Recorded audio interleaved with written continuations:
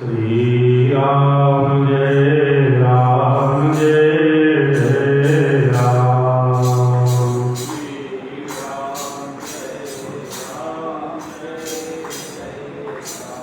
श्री राम जय राम जय जय राम।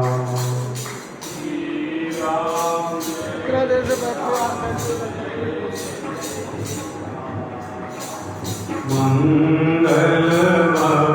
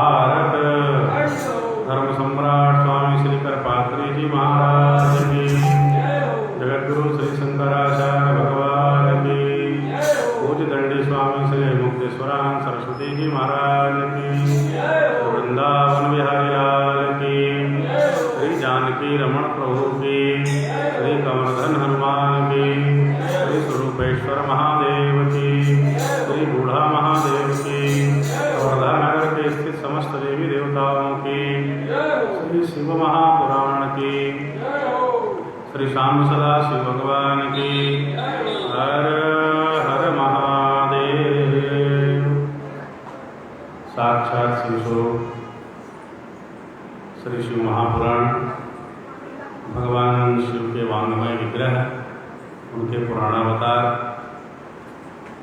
श्री शंकराचार्य जनकल्याण न्यास के द्वारा पावन श्रावण मास में श्री शिव महापुराण प्रवचन माला का पवित्र आयोजन किया गया है, जिसमें हम आप सब भगवान शिव के यशोगान श्रवण करते हुए मानव जीवन का सर्वोत्कृष्ट फल सत्संग लाभ प्राप्त करें।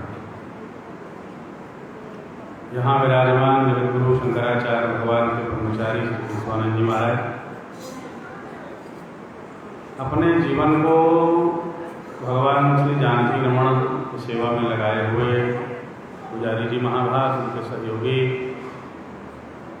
संगीतकार बंधुगण, धर्मानुरागी सज्जनों, भक्ति स्वरूप पावन श्री शिव महापुराण में यज्ञ में दीक्षित, वेदों के अध्ययन में कुशल श्री यज्ञदत्त ब्राह्मण जी और उनके पुत्र गुणनिधि, उनका चरित्र हम आप श्रवण कर रहे हैं। गुणनिधि जो है वो विद्याध्ययन करते हैं और उपनयन संस्कार होता है उनका, फिर कुसंग में पढ़ करके जुआ खेलने लग जाते हैं। उसके साथ कई बुराइयां उनके जीवन में आती। यज्ञदत्त जी को जब पता लगा उनका पुत्र जुआड़ी है, घर के बहुत सारे सामानों को वो जुए में हार गया, तब उन्होंने सनातन शास्त्र का जो नियम है,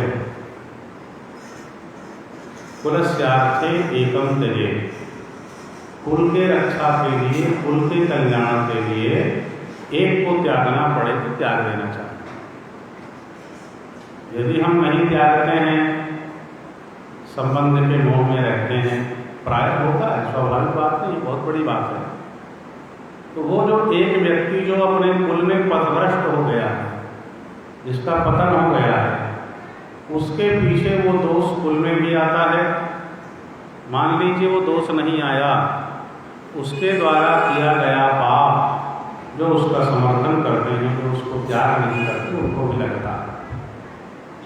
इसलिए पापों से बचने के लिए, कुल की रक्षा के लिए, सनातन धर्म की रक्षा के लिए यज्ञदत्त ब्राह्मण ने जल लेकर के, तिल लेकर के अपने कुमार्गामी पुत्र कुपुत्र गुणनिधि को त्याग दिया। वो घर से निकल गए और उसी दिन उसने वेदज्ञ के ब्राह्मण की कन्या से पाणी ग्रहण भी कर लिया अपने वंश के विस्तार के। यहाँ तक की कथा आप लोगों ने कल सुनी थी। आगे गुणनिधि जो था घर से निकल गया, बहुत दूर चलता रहा, कहाँ जाऊं क्या करूं कुछ उसके समझ में नहीं आ रहा। अंत में थक करके एक जगह वो बैठ गया। बैठ करके अपने बारे में सोच रहा है, अपनी दशा के बारे में चिंतन कर रहा है। अब जब उसको दंड मिल रहा है अपने किए का, तो आत्म समीक्षा वो कर रहा, आत्मचिंतन कर रहा, मैंने क्या अच्छा किया, क्या गलत किया। गुणनिधि एक जगह बैठे बैठे सोचता है, चिंता में पड़ा हुआ है कि मैं क्या करूं, कहाँ जाऊं, किसके पास बैठूं, कहाँ रहूं, कहाँ निवास करूं। क्योंकि कोई गुण तो है नहीं, नाम बस गुणनिधि है, बाकी वो अवगुणनिधि है। तो सोच रहा है मैंने सुंदर 8 विद्याओं कलाओं को ग्रहण किया था, विद्या अध्ययन किया था, पर विद्या का अभ्यास नहीं किया। जो हम विद्या का अध्ययन करते हैं उसकी पुनरावृत्ति करनी पड़ती है। पुनरावृत्ति करते हैं तब विद्या मस्तिष्क में रहती है, हृदय में रहती है, हमको ध्यान रहता है। और अभ्यास नहीं करेंगे तो विद्या धीरे धीरे सो जाती है, लुप्त हो जाती है, सुप्त हो जाती है। तो अनभ्यासे विषम विद्या, अभ्यास नहीं करने पर विद्या विषम हो जाती है, अर्थात उसको जो पढ़ने वाला है उसके कंठ में नहीं रहती। जब समय पड़ेगा, जो आपके कंठ में विद्या है, जो मस्तिष्क में है, हृदय में है, वही काम आएगा। तो पुस्तकस्था तुया विद्या परहस्ते गतम धनम कार्यकाले समुत्पन्ने नशा विद्या न तद्धनम। पुस्तक की विद्या, पुस्तक में तो सब लिखा है, आपको कुछ याद ही नहीं है।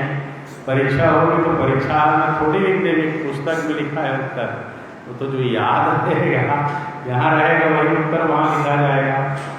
या कहीं आपको उसकी आवश्यकता पड़ गई तो विद्या याद रहेगी तो आप उसका उपयोग करेंगे। धन आपने दूसरे को रखा दिया है, आपका धन दूसरे के पास है और आपको आवश्यकता है तो किस काम का। पुस्तकस्था तुया विद्या परहस्तगतम धनम कार्यकाले समुत्पन्ने नशा विद्या न तद्धनम। दूसरे के हाथ में गया हुआ अपना धन आपने चाहे किसी को रखाया हो, चाहे आपने कर्ज में दिया हो, तो जब तक नहीं लौटाएगा आपका नहीं। समय आ गया और आपका धन काम नहीं आएगा क्योंकि दूसरे के हाथ में है। विद्या पुस्तक में है, अभ्यास नहीं किया तो आपके काम नहीं आएगी। यही गुणनिधि आज सोच रहा है, मैंने विद्या का अभ्यास नहीं किया, यदि विद्या का अभ्यास होता तो कम से कम विद्या के बल पर जीवित रह जाता, कुछ पढ़ा करके, कुछ अध्यापन कर। सोचता है मेरे पास अधिक धन भी नहीं है, धन होता कम से कम गुजारा चला लेता, भोजन वस्त्र आवास निवास धन से मिल जाता। देशांतरे तस्य धनम स सद्य सुखमेधते, भयमस्ति धने चौरा स विघ्नः सर्वतो भवः। गुणनिधि चिंतन करते हुए कह रहे हैं कि विदेश में अर्थात दूसरे देश में, दूसरे गांव में उसी को सुख मिलता है जिसके पास धन होता है। कहीं बाहर आप गए हैं, कहीं भी रहें और होटल इत्यादि जाएंगे तो किराया देना पड़ेगा, भोजन करेंगे तो भी पैसा लगेगा, वस्त्र लेंगे तो भी धन लगेगा। तो धन है तो आप घर के बाहर हैं तो भी अपनी व्यवस्था कर सकते हैं। तो कहा अपने घर से बाहर उसी को सुख मिलता है जिसके पास धन होता है, धन भी मेरे पास नहीं है, इस तरह से सोच रहा है। तो कहे धन रहता है तो धन में भय रहता है चोरी का, धन आपके पास है, बाहर गए हैं या कहीं भी हैं, अधिक धन है तो चोरी का भय बना रहता है। चोरी का धन तो परदेश में भी भय रहेगा चोरी का, अपने घर में भी धन है तो भी चोरी का भय तो सब जगह रहता है। धन है तो चोरी का, खर्च हो जाने का, किसी के लूट लेने का, सुरक्षा का एक चिंता रहेगी। इस तरह सोच रहा है कि मैं एक यज्ञ करने वाले ब्राह्मण के कुल में, याजक के कुल में मेरा जन्म हुआ, उसके बाद मेरी ऐसी गति है, कितना मेरा दुर्भाग्य है, उत्तम सदाचारी ब्राह्मण के कुल में जन्म लेने के बाद भी मेरे जीवन में दुर्व्यसन आ गया। सोच रहा है दुर्व्यसन कैसे आ गया, ये बड़ा आश्चर्य है। पिता पवित्र हैं, माता पवित्र है, पतिव्रता है, तो भी बुराई आ गई जीवन में। अहो बलियान ही विधिर भावी कर्मानुसंधये। गुणनिधि सोचते हुए, चिंतन करते हुए इस निष्कर्ष पर पहुंचता है कि ये मेरे भाग्य में ही था, भावी था, कुछ किस्मत में ऐसे ही लिखा था, इसलिए सब कुछ पवित्र होने पर भी उसके जीवन में बुराई आ गई। नहीं तो किसी के जीवन में बुराई कहाँ से आती है? या तो माता के द्वारा बुराई आएगी, या पिता के द्वारा, या मामा पक्ष से, या गुरु पक्ष से, या कुसंग से। तो इसका मामा पक्ष भी पवित्र है, पिता पक्ष पवित्र है, माता पतिव्रता है, तो निश्चित रूप से इसके भाग्य में कुछ ऐसी बात थी विधि में जिसके कारण कुसंग में पड़ गया।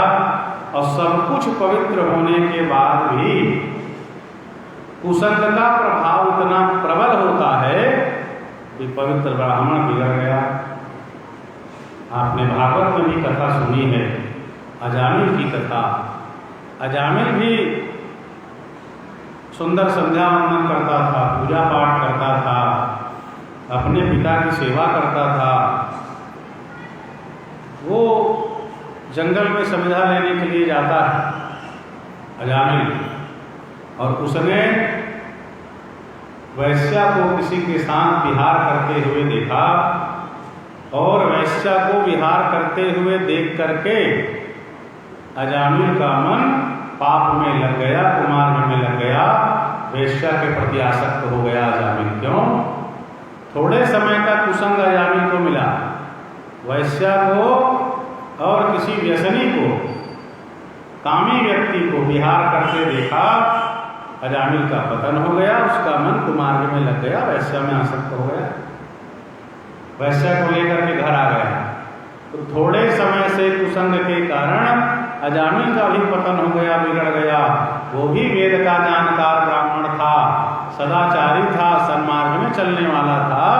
थोड़े से कुसंग ने अजामिल को भ्रष्ट कर दिया, अजामिल का पतन हो गया। वैसे ही गुणनिधि जो था, इसने भी जुआनियों का कुसंग किया, इसका भी पतन हो गया। इसीलिए हमारे शास्त्र में बड़े जोर दे करके इस बात को कहा। आप लोग स्वस्ति वाचन सुनते हैं, भद्रम कर्णेभिः शृणुयाम भद्रम पश्येभिक्षमादेत्राः। भद्रम कर्णेभिः शृणुयाम, हमारे वेद भगवान कहते हैं अच्छा और मंगल यही सुनना चाहिए। तन्मय मनः शिव संकल्पमस्तु, पवित्र शब्दों को सुनिए, पवित्र वाक्य सुनिए, भगवान की कथा सुनिए, भगवान का नाम सुनिए, अच्छे अच्छे शब्दों को सुनिए। क्यों? यदि बुरा शब्द सुनेंगे, वो कान में पड़ेंगे, उन शब्दों के संस्कार आएंगे, हमारा पतन हो जाएगा, कुसंग हो जाएगा। भद्रम पश्ये, अच्छा देखिए। अजामिल ने बुरा देखा और पतन हो गया।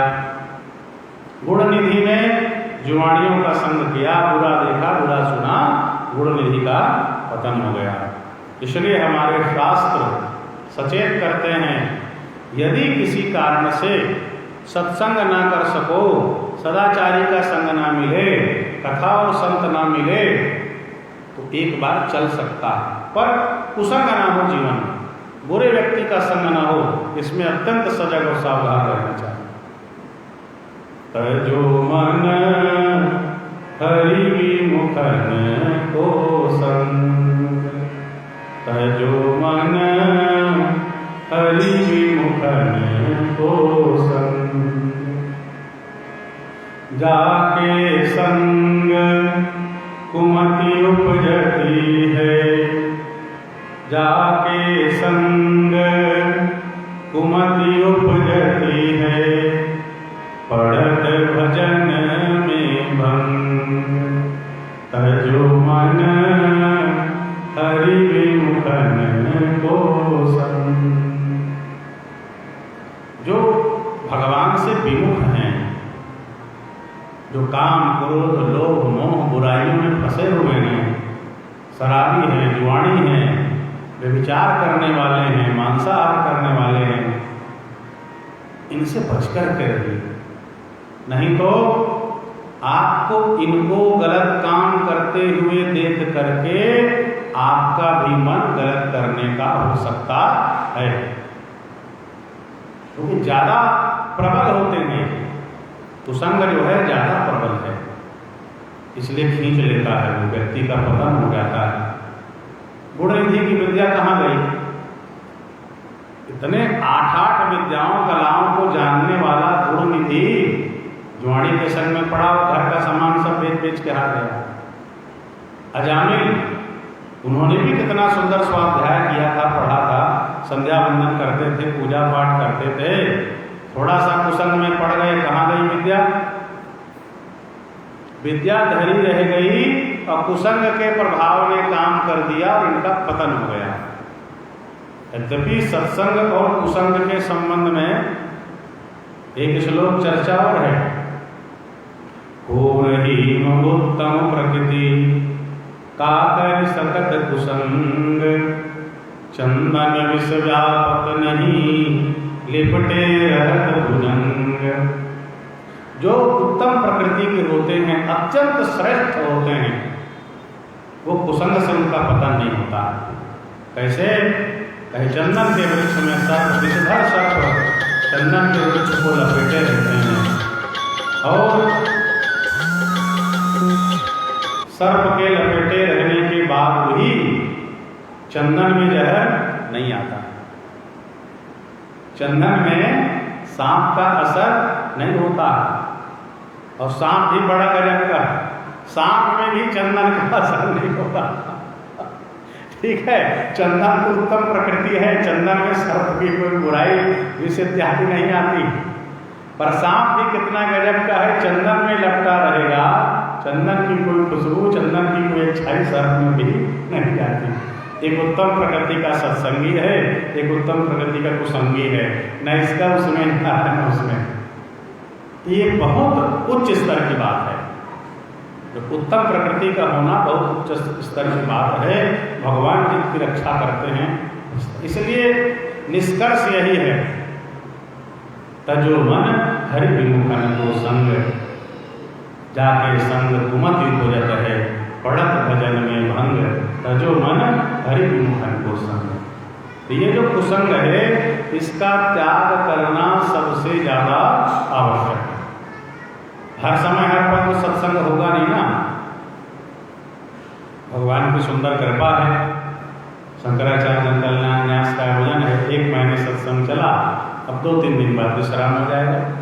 शुक्रवार को कल राखी है, रक्षाबंधन है, तो कल जो रक्षाबंधन है रात्रि में 8:30 बजे के बाद, भद्रा के बाद मुहूर्त है, उस समय 8:30 के बाद रक्षाबंधन करना, भद्रा के बाद 8:30 के बाद कल रात्रि में, और परसों कथा का विश्राम। उसके बाद जहाँ कथा हो वहाँ चले जाओ। पर कुसंग से बचना है, ये बहुत जरूरी है। कुसंग से बचे रहेंगे तो थोड़ा भी सत्संग है वो असर करेगा, थोड़ा भी सत्संग है वो चमत्कार दिखाएगा, वो फल आपको देगा। कब? कुसंग से बचेंगे तब। कथा से लौट गए, बहुत दिन हो गए, 1 महीना हो गया, वो गलत सुन गए, यहाँ वहाँ चले गए काम से, 1 महीने सावन में संयम से रहे, भालू आया तो गए काम से। इसलिए सत्संग का फल और लाभ पूरी तरह से तब मिलेगा जब हम कुसंग से बच करके रहें। ये बहुत बड़ा संदेश एक गुरुनिधि की कथा से मिलता है कि कुसंग से बच करके रहना। आज इन चीज़ों का चिंतन गुरुनिधि कर रहा है। जब घर से निकाल दिया पिता ने, कहता है क्या करूं, भिक्षा मांगने भी नहीं आता, ऐसे करके अपना जीवन यापन करूं। मेरे पास कोई सामग्री भी नहीं है, मेरे पास धन भी नहीं है, कहाँ जाऊं, कोई शरण देने वाला भी नहीं है। धन्य है मेरी माता, सूर्योदय के पहले ही मधुर भोजन, मीठा मीठा भोजन करा देती थी मुझको। आज मेरी माता भी मेरे पास नहीं।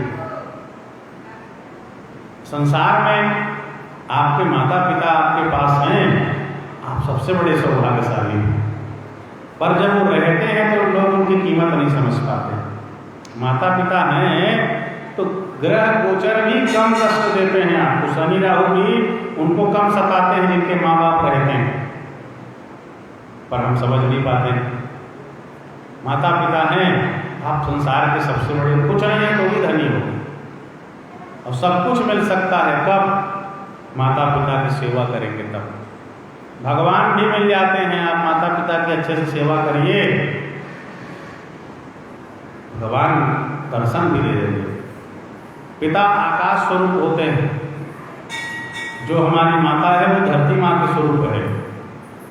आप सेवा करते हो, आपके सेवा से पिता प्रसन्न हो गए तो समझ जाओ आकाश में जितने देवता हैं सब प्रसन्न हो गए।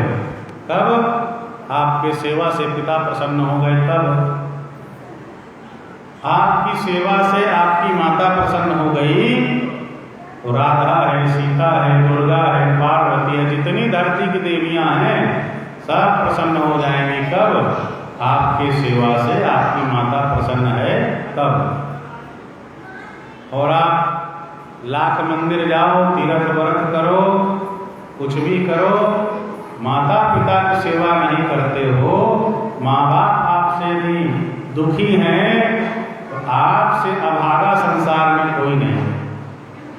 आप अभागे हो, सब कुछ मिल जाएगा जीवन में, धन संपत्ति अन्य चीजें, माता पिता नहीं मिलते हैं। इसलिए जब वो हैं उनकी कीमत करके उनकी सेवा कर लेनी चाहिए। माता पिता की सेवा आपने कर ली तो 4 धाम कर लिया, सब ग्रंथ का स्वाध्याय हो गया। इसलिए माता पिता हैं तो भगवान मान करके उनकी सेवा करें। तो आपके पति के तो माता पिता हैं और आपके सास ससुर हैं, तो उनको भगवान मान के सेवा करिए, सब आपको मिल जाएगा। और संसार में आप देख भी लेना, 4 भाई हैं, 5 भाई हैं, 10 भाई हैं, 2 है, 3 है, जो माता पिता की सेवा करता है वही सबसे ज़्यादा सुखी और संपन्न रहता है। तो माता पिता की सेवा करें। आज गुरुनिधि को माता की याद आ रही है। माता ने समझाया था, माता ने सीख दी थी कि बेटा पिताजी आपके बड़े क्रोधी हैं, ये कुसंग छोड़ दो, जुआ खेलना छोड़ दो, विद्या का अभ्यास करो। नहीं माना। अब वो घर से बाहर है, माँ का स्मरण कर रहा है, धन्य है मेरी माता, सूर्योदय के पहले ही मधुर भोजन करा देती थी। आज वो माता भी मेरे पास नहीं है, कहाँ जाऊँ, क्या करूँ। सोच रहा था, गुरुनिधि विचार कर रहा था। इस तरह से देखा कि कुछ लोग पूजन की सामग्री लेकर के नगर के बाहर जो भगवान शिव जी का मंदिर है, उस शिव जी के मंदिर में जा रहे हैं। तो गुरुनिधि ने देखा कि सब पूजन करने जा रहे हैं, पूजन होगा तो भगवान को भोग भी लगाएंगे, भोग लगेगा तो मैं समय देख करके प्रसाद की चोरी करके खा लूँगा, ये गुरुनिधि ने सोचा। और जो पूजन करने जा रहे हैं उनके पीछे पीछे जा करके भगवान शिव के मंदिर में गुरुनिधि चला गया। जा करके वहाँ बैठा हुआ है। जो भगवान शिव के भक्त हैं वो सुंदर भगवान शिव की पूजा कर रहे हैं। आइए भगवान के भजन कर लेते हैं। भैया उसमें तबला आ जाइए।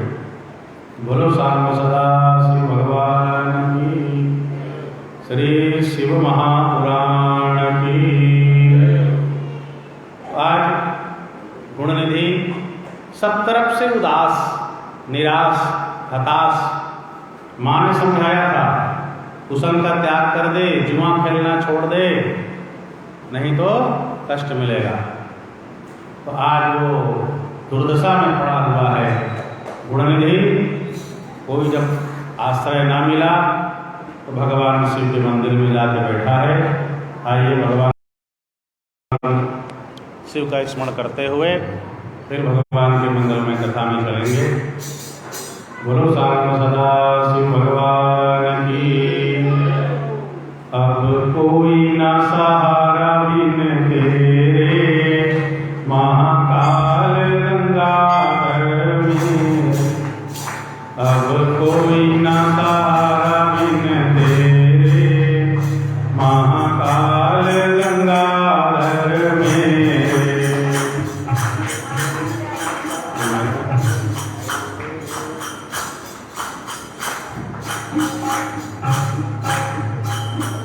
अब कोई ना सहारा बिन तेरे, महाकाल गंगाधर में।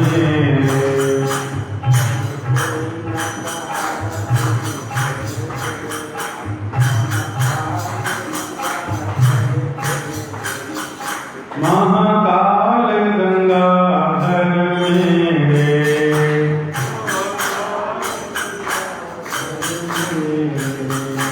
अब कोई ना सहारा बिन तेरे, महाकाल गंगाधर मेरे। अब कोई ना सहारा बिन तेरे, महाकाल गंगाधर मेरे। अब कोई ना सहारा बिन तेरे, महाकाल गंगाधर में। अब कोई ना सहारा बिन तेरे, महाकाल गंगाधर में। तू दीन बंधु हितकारी है, तू दीन बंधु हितकारी है। हम दुखिया शरण तिहारी है, हम दुखिया शरण तिहारी है। हम दीनहीन हैं तेरे, महाकाल गंगाधर में। अब कोई ना सहारा बिन तेरे, महाकाल गंगाधर में। अब कोई ना सहारा बिन तेरे, महाकाल गंगाधर में। अब कोई ना सहारा बिन तेरे, महाकाल गंगाधर में।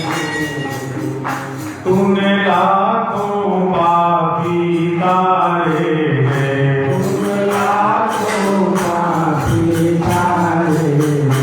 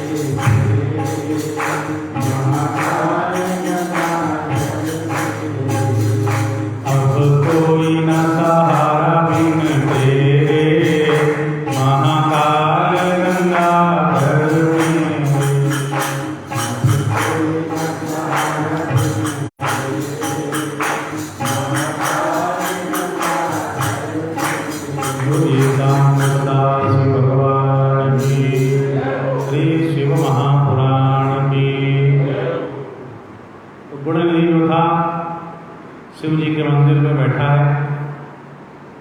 शिव भक्तों ने भगवान शिव की पूजा की। शिवरात्रि का सुंदर दिन था। रात भर पूजा चली, अभिषेक चला, देखता रहा। भक्तों ने भगवान शिव के सामने भजन गाए, कीर्तन किया, नृत्य किया और थोड़ा विश्राम करने लगे, सो गए। गुणनिधि ने देखा कि अवसर अच्छा है, सुंदर सुंदर पकवान की सुगंध भी नासिका में आ रही थी, तो वो गया वहाँ अवसर देख करके। देखा कि दीपक का प्रकाश कुछ कमजोर है, उतना प्रकाश नहीं है। उसका दुपट्टा था गुणनिधि का, उसको फाड़ करके उसने दीपक की वर्तिका बत्ती बना ली। बत्ती बना करके वहाँ दीपक को जलाया। मंदिर में बहुत अच्छे से प्रकाश हो गया। फिर उसने देखा क्या पकवान है, खाने पीने का क्या नैवेद्य है, उसे उठा लिया, ले करके जाने लगा। जाते समय शीघ्रता में लेटे हुए किसी व्यक्ति पर इसका पैर पड़ गया। वो जगह देखा कौन है, हड़बड़ी कर रहा है, शीघ्रता कर रहा है। आवाज़ लगाया, चिल्लाया, ये दौड़ा। भूख तो बहुत जोर से लगी थी। जाते जाते प्रसाद कुछ इसने रास्ते में दौड़ते भागते खा लिया। बड़ी जोर से वो व्यक्ति जगा था, उसने चिल्लाया भयभीत होकर के। तो वहाँ के जो रक्षक थे उन लोगों ने घेरा और घेर करके गुणनिधि को मारने लग गए। सब लोग मिलकर मारने लग गए कि अंधा हो गया।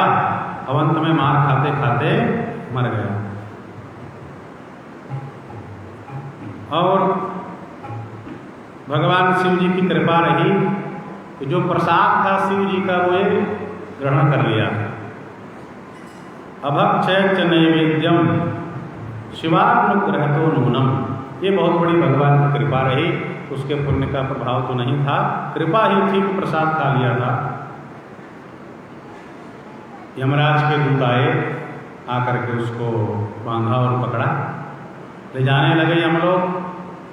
उतने में सुंदर भगवान शिव के समान दिखाई देने वाले, त्रिशूल डमरू धारण करने वाले, 3 नेत्र वाले, सुंदर रुद्राक्ष पहने, भस्म लगाए भगवान शिव के पार्षद दिव्य विमान लेकर के आ गए। कहा इसको छोड़ दो, ये ब्राह्मण बालक दंड का पात्र नहीं है। दंड योग्यो न विप्रोसौ दग्धा सर्वाग संचय। ये ब्राह्मण बालक दंड का पात्र नहीं है, इसके सारे पाप जल करके भस्म हो गए हैं, सारे पाप समाप्त हो गए। इस तरह से उन्होंने कहा तो यमराज के गण आश्चर्यचकित हो गए। यमदूत भगवान शिव के पार्षदों से कहने लगे भैया इसने अपने पिता के सदाचारी कुल में उत्पन्न हुआ, ना ये संध्या वंदन करता है, न पूजा पाठ करता है, न वेद मंत्र का अभ्यास करता है, न मंदिर जाता है, कोई सत्कर्म नहीं करता। जीवन भर जुआ खेला है, गलत काम किया है, कुसंग में रहा है।